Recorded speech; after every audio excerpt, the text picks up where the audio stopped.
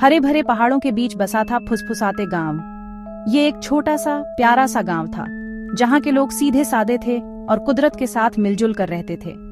जिंदगी शांत थी, दिन धूप से भरे और रातें झींगुरों की आवाज से। लेकिन पता है, इस खूबसूरत दुनिया के किनारे पर एक अंधेरा छुपा था। गांव के बाहर एक अकेली पहाड़ी पर एक टूटी फूटी झोपड़ी थी। यहीं पर गंजी चुड़ैल रहती थी। कोई भी उसके घर के पास जाने की हिम्मत नहीं करता था, क्योंकि उनके दिलों में डर बैठा था। उसकी बुराई की कहानियां पीढ़ी दर पीढ़ी चली आ रही थीं। हर कहानी पिछली से भी ज्यादा डरावनी। गांव वाले उसकी तीखी नजर, उसकी टेढ़ी नाक और उसके गंजे सिर के बारे में फुसफुसाते थे, जिसे वे उसकी बुरी प्रवृत्ति का प्रतीक मानते थे। वे कहते थे कि वह जहरीली दवाइयां बना सकती है, तूफान ला सकती है और मासूम बच्चों की आत्माएं भी चुरा सकती है। डर ने उनके मन में गंजी चुड़ैल की एक भयानक छवि बना दी थी। गंजी चुड़ैल अपनी टूटी फूटी झोपड़ी में अकेली जिंदगी बिता रही थी। उसके बारे में अफवाहें जंगल की आग की तरह फैल गईं, जिससे वो और भी अकेली हो गई। कोई भी उसके पास जाने की हिम्मत नहीं करता था, उसे एक अच्छा शब्द भी नहीं देता था। गांव वाले उससे दूर रहते थे। उनके चेहरों पर डर और घृणा साफ दिखाई देती थी। अपने छोटे से घर में गंजी चुड़ैल अपना दिन अपने जड़ी बूटियों के बगीचे की देखभाल करने और प्राचीन किताबें पढ़ने में बिताती थी। गांव वालों की मान्यताओं के विपरीत उसका दिल दयालु और आत्मा कोमल थी। लेकिन जिस डर और अस्वीकृति का उसने सामना किया, उसने उसके ऊपर उदासी की परछाई डाल दी थी। वह साथ की एक दोस्ताना चेहरे और एक प्यारी सी मुस्कान की तलाश में थी। लेकिन गांव वालों के पूर्वाग्रह ने उनके बीच एक दीवार खड़ी कर दी थी। उनकी फुसफुसाहटें उसके पीछे एक श्राप की तरह थीं, जो उसे उसकी अकेलेपन की याद दिलाती थीं। ये लोग मुझे जानते नहीं, फिर भी मुझे जज करते हैं। मुझे तो बस एक दोस्त चाहिए। एक धूप वाली दोपहर रोहन नाम का एक छोटा लड़का गांव में आया। वह एक जिज्ञासु और साहसी लड़का था, जो अपने नए आसपास के बारे में जानने के लिए उत्सुक था।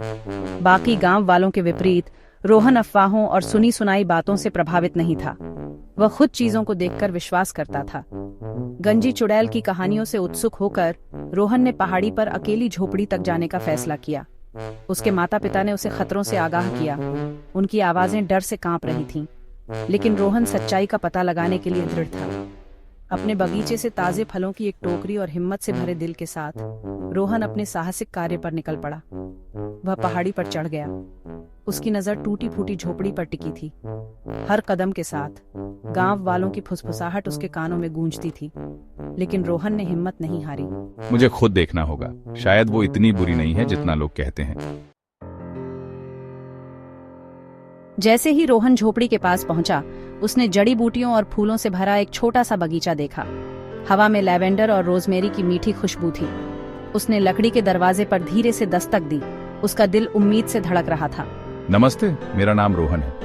मैं आपके लिए अपने बगीचे से कुछ फल लाया हूँ।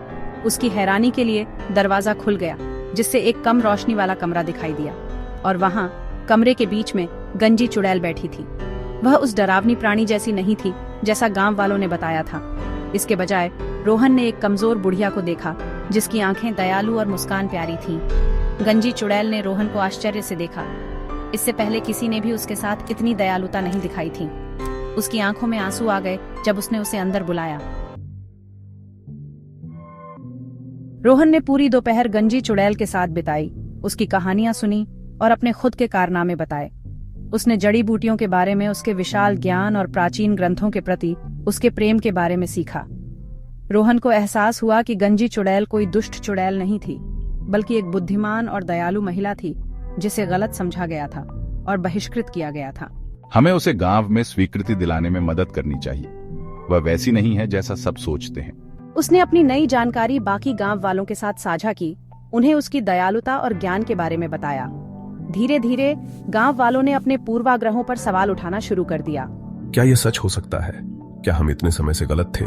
शायद हमें उससे मिलने जाना चाहिए और खुद पता लगाना चाहिए। एक एक करके गांव वाले गंजी चुड़ैल के पास गए, माफी मांगी और अपनी बीमारियों के लिए उसकी मदद मांगी। गंजी चुड़ैल उनके हृदय परिवर्तन से प्रभावित होकर उनका खुले हाथों से स्वागत किया।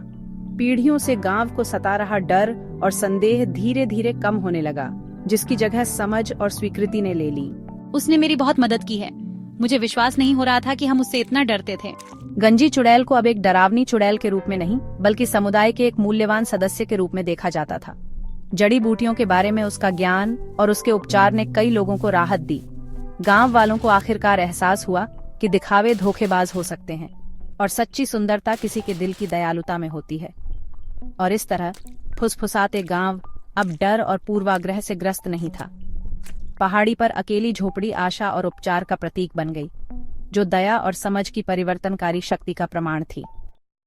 Please like, share and subscribe to my YouTube channel.